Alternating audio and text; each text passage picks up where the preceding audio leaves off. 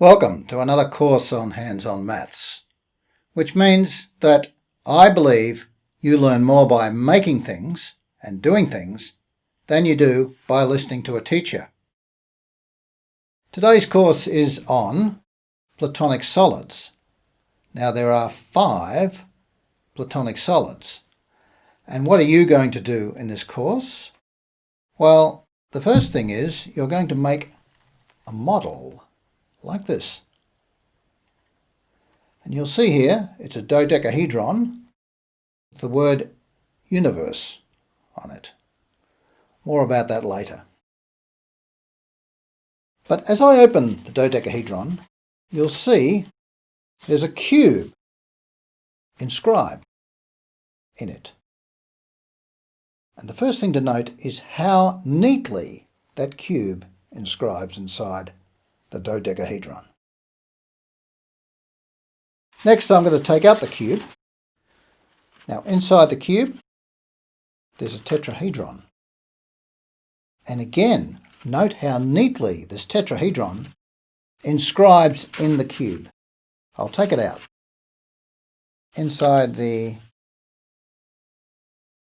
tetrahedron, there is an octahedron. And it's in a special position. Now that's 4 Platonic solids, isn't it? There's one more. And that is the icosahedron. And here it is sitting inside the octahedron.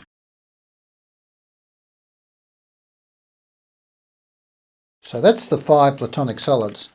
These are on PDF worksheets which you cut out and then you can put them together with sticky tape. The Greeks thought these Platonic solids were very important. In fact, they thought they were perfect.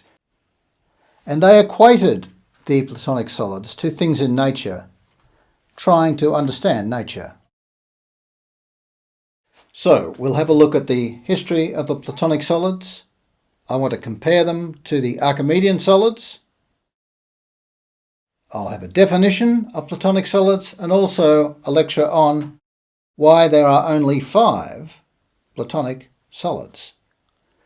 There's also a worksheet for you to download, and all the calculations can be done on this single worksheet, which is only 2 pages. I'll give you some formulas on the worksheet. And what is that for? Well, we're going to compare the volumes and surface areas of the model that we make. And I'm going to do this in the simplest possible way. I'm going to make the cube 1. So, as a volume, this is obviously 1 cubic unit. As an area, it's 6 square units. And then we'll see how the others compare to this cube. Who is this for? At lower secondary level, students usually study volumes and surface areas.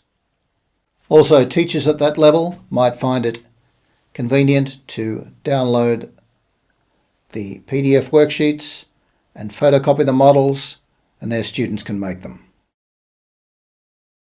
The worksheet can be printed back to back in black and white. In the next lecture, we'll look at the history of the Platonic solids. So I hope to see you then.